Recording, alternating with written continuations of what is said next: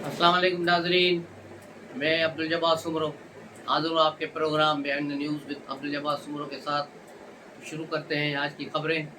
आज सबसे पहले फ़लस्तीन की खबर लेंगे। यहाँ से इसराइल पर कल सुबह जो फ़लस्तीन ने अटैक किया वो बज़ाहिर फौरी तौर पर कामयाब था और इसराइल उसको फौरी रिएक्ट नहीं कर पाया।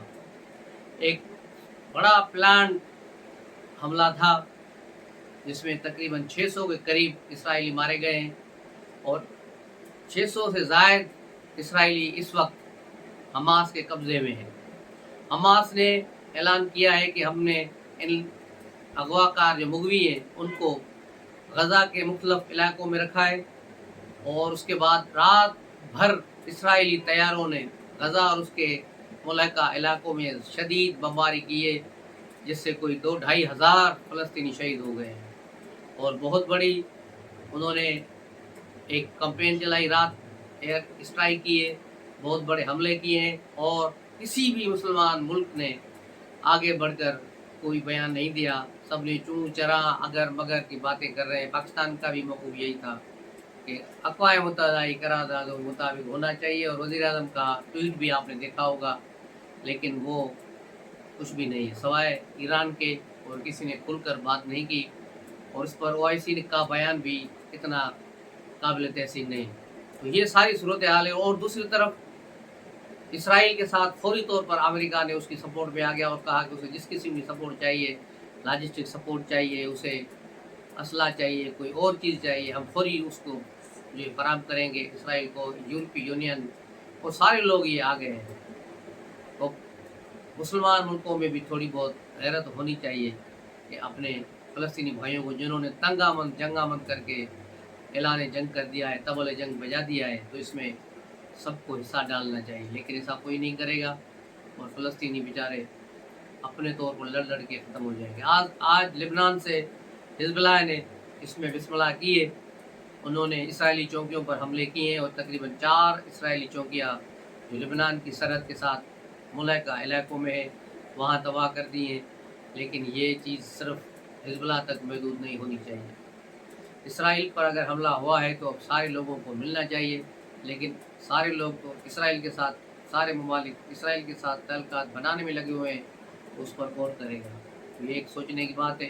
दूसरी तरफ मुफस्सिरीन ये भी कह रहे हैं कि कहीं ये इसराइल की चाल तो नहीं थी कि मुसाद ने हमास को घेरा और कुछ लोगों को तैयार किया कि इसराइल पर हमला करो, क्योंकि इसराइल को गज़ा की पट्टी सारी खाली चाहिए और इसके लिए फ़लस्तीनियों की कोई बड़ी गलती होनी चाहिए। और ये फ़लस्तीनियों ने अब हमला करके इसराइल को जवाब पैदा कर दिया है कि वो इनको वहाँ से निकालें। और जिस तरह इसराइली वज़ीर-ए-आज़म नेतन्याहू ने ऐलान भी कर दिया है कि वो गज़ा को खाली करा के छोड़ेंगे, तो इसका मतलब यही है कि एक बैनुल-अक़वामी साज़िश है जिसको हमास को भी फंसाया गया और हमास से हमला कराकर इस साज़िश में उसे भी घेरा गया है और उनसे वही काम कराया गया है जो इसराइल चाहता था, ताकि गज़ा को हड़प किया जा सके। तमाम मुसलमान मुल्कों को चाहिए कि इस पर फौरी रिएक्शन दें। कल सिक्योरिटी काउंसिल का इजलास होने जा रहा है, उसमें भी ये बात होनी चाहिए, क्योंकि मुसलमान मुल्क तो वहाँ है नहीं, लेकिन सोवियत यूनियन और चाइना ज़रूर मौजूद है। सोवियत यूनियन भी यहूदियों की हिमायत याफ्ता ही होती है, क्योंकि वहाँ भी यहूदियों की बहुत बड़ी अक्सरियत है। लेकिन चाइना हो सकता है कि कल होने वाले किसी भी अमेरिकी फैसले को वीटो कर दे।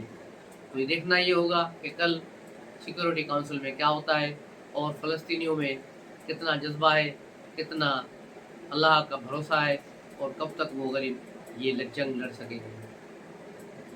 तो ये यरूशलेम और गज़ा की खबरें। अब आते हैं अपने वतन में, जहाँ भी घमसान का रन पड़ा हुआ है। डॉलर माफिया के खिलाफ, अफगानियों के खिलाफ क्रैकडाउन जारी है और डॉलर बदस्तूर नीचे जा रहा है। गोल्ड भी नीचे नीचे चला गया है। लेकिन और बहुत सी चीज़ें हैं जिनमें अभी हाथ डालना है, लेकिन अफगानी उस हिसाब से नहीं जा रहे जिस हिसाब से इनको निकालना चाहिए था। बहुत से लोग जो है पुलिस वाले मुख्तलिफ जगहों पे, पंजाब में, सिंध में, केपी में पैसे लेकर फिर उन लोगों को छोड़ देते हैं, क्योंकि इनके पास पैसा बहुत है, माल बहुत है।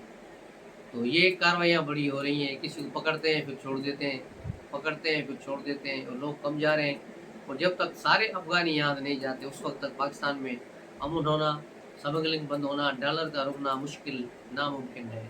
डॉलर तभी कंट्रोल में आएगा जिस तरह शब्बर ज़ैदी ने कहा कि ये अफ़गान ट्रेड जब तक बंद नहीं होगी तब तक मुमकिन ही नहीं कि डॉलर को आप कंट्रोल कर सकें। तो इसको अरबाब अख्तियार को देखना चाहिए कि डॉलर को कंट्रोल करे और ये सारी सूरत हाल कवर करें। कल बिलावल भुट्टो ने जैकमाबाद में प्रेस कॉन्फ्रेंस की, जिसमें उन्होंने इंतखाबात का अंदिया दिया कि फ़ौरन इंतखाबात कराए जाए, लेकिन अभी वो 90 दिन वाली बात नहीं रही और बिलावल भुट्टो ने कहा कि इंतखाबात होने चाहिए। और उन्होंने मौलाना फजल रहमान के उस बयान को भी तनकीद का निशाना बनाया और कहा कि मौलाना शाहज़दा ने वो ऐसी बात नहीं करेंगे। लेकिन मौलाना फजल रहमान ने अपनी प्रेस कॉन्फ्रेंस में, अपनी तकरीर में जो उन्होंने पेशावर में की, क्लियर कहा है कि इंतखाबात वो नहीं चाहते फ़िलहाल हो, क्योंकि उन्हें कंपेन करने नहीं दिया जाएगा, उनके लोगों पर हमले हो रहे हैं और ये कैसे इंतखाबात हो सकते हैं कि एक हमारा हरीफ जेल में पड़ा है। यानी ये हल्के सुरों में एक ढोलकी बजा रहे हैं कि इंतखाबात अब अपने टाइम पर न हो। तो लग ऐसा रहा है कि अब जनवरी के एंड में भी इंतखाबात होते हुए नज़र नहीं आ रहे। जो लोग चाहते हैं कि इंतखाबात न हो वो मुख्तलिफ सुरों में मुख्तलिफ लोगों से कवालियाँ गवा रहे हैं ताकि इंतखाबात को पसे पुश डाल दिया जाए। नवाज शरीफ की वापसी कंफर्म कर दी गई है कि वो आ रहे हैं, पहले आएंगे, शायद 9 तारीख को वहाँ से निकलने का प्लान है उनका कल। फिर पहले वो सऊदी अरब जाएंगे, कुछ दिन वहाँ रहेंगे, उम्रा करेंगे, सऊदी हुक्मरानों से मुलाकातें होंगी, उसके बाद वो दुबई आ जाएंगे और दुबई से फिर पाकिस्तान आ जाएंगे। लेकिन कल भी जो है मुबशर लुकमान कन्विंस दे के जो है नवाज शरीफ वापस नहीं आएगा, नवाज शरीफ दुबई से वापस लंदन चले जाएंगे लेकिन पाकिस्तान नहीं आएंगे। वो किस हवाले से ये बात कर रहे हैं और किससे कह रहे हैं, उन्होंने ये भी हवाला दिया कि नवाज शरीफ की जो टिकट है अबू धाबी टू पाकिस्तान वो कैंसिल हो चुकी है। लेकिन शायद मुबशर साहब को ये मालूम नहीं कि नवाज शरीफ अबू धाबी नहीं लेकिन दुबई से आ रहे हैं। तो अब सऊदी अरब उनका नया प्लान जो है, सऊदी अरब जाएंगे, वहाँ से वापसी पर दुबई आएंगे और फिर वहाँ से इधर आएंगे। आज मरियम नवाज का भी एक बड़ा जलसा हो रहा है लाहौर में। ये सारी कंपेन नवाज शरीफ की आमद के लिए चल रही है, हर जगह। रात भी टांगा, मुस्लिम लीग ने टांगा पार्टी टांगा जलसा जलाया और ख़वातीन ने बड़ा जुलूस निकाला। आज भी ये हो रहा है और मुख्तलिफ हलकों में अब जो है कार्नर मीटिंग्स में तेज़ी आती जा रही है। मुस्लिम लीग के कई रहनुमा मुख्तलिफ शहरों में, पिंडी में, झेलम में, जंग में, हर जगह जलसे कर रहे हैं ताकि नवाज शरीफ के इस्तकबाल के लिए ज़्यादा से ज़्यादा लोग इकट्ठे हों। और गुजरांवाला में वहाँ भी अच्छा खासा क्राउड हुआ और जलसे ये जो है शुरू हो चुके हैं। दूसरी तरफ इमरान खान की तरफ आते हैं, जिसके बारे में ये मालूम हुआ है कि इमरान खान ने एक बहुत बड़ी अंदर ही अंदर जेल में बैठे हुए कहानी घड़ दी है और उसको अपने वकीलों के थ्रू बाहर निकाली है कि अब वो उसकी पार्टी के लोग जो है तैयार हो जाएं उसकी अगली काल के लिए। फ़िलहाल वो उसकी जो काशन है जो मतलब पीटीआई के व्हाट्सएप ग्रुपों में चलाया गया वो यही है कि इमरान खान ने कहा है कि किसी भी तरह आप लोग माफ़ी मांगें, कुछ करें, मुझे गालियाँ दें, लेकिन मंजर आम पे आ जाएं और जब मैं दूसरा हुक्म दूँ तो फिर वही करें। यानी दोबारा 9 मई जैसा वाक़या करने के चक्कर में है, लेकिन अब ऐसा होना मुमकिन नहीं है। इमरान खान वही पुराने एमक्यूएम के पैटर्न पे चल रहे हैं, जिस तरह एमक्यूएम में जब अल्ताफ़ हुसैन के खिलाफ ऑपरेशन शुरू हुए थे तो उस ज़माने में भी ऐसे ही हुआ था कि जो एमक्यूएम के लड़के पकड़े जा रहे थे, अल्ताफ़ ने कहा कि भले छुपो मत, भले बाहर निकलो और इनको सब बताओ, मेरे खिलाफ बयानात दो, अपनी जान बचाओ। तो ये वही पॉलिसी इमरान खान ने भी शुरू कर दी है। अभी इसके 2 बंदे अभी हाल ही में बाहर आए, जिसमें उस्मान डार था और अली नवाज अमान था। लेकिन अभी भी बकौल जावेद चौधरी के कि एक बहुत बड़ी प्रेस कॉन्फ्रेंस अभी पेंडिंग है, वो होने वाली है और किस वक्त होगी कुछ पता नहीं और किसकी होगी ये भी पता नहीं। लेकिन वाक़फ़ान हाल बता रहे हैं कि वो प्रेस कॉन्फ्रेंस पिंकी फिरनी की यानी बुशरा बीबी की भी हो सकती है, क्योंकि उसे कहा गया है कि वो अपने दोनों खानों में से किसी एक को बचाए।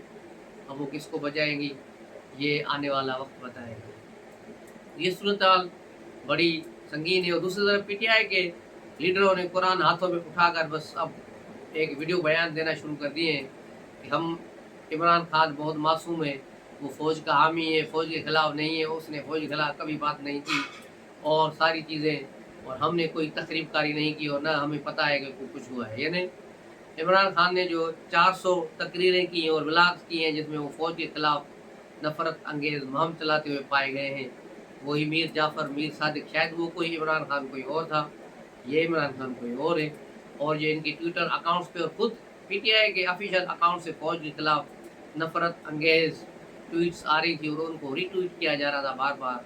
और राग की तरफ से भी चलने वाले जो ट्वीट थे पाक फ़ौज के खिलाफ, उसको पीटीआई रीट्वीट कर दी जा रही थी। उसके जो बलूंगड़े और बचूंगड़े सारे दुनिया में फैले हुए हैं, मोहित पीरजादे जैसे फनकार, ये सारे लोग इस काम में लगे हुए हैं। और आदिल राजा तो बिल्कुल क्लियर हो चुका है कि वो रा का एजेंट है।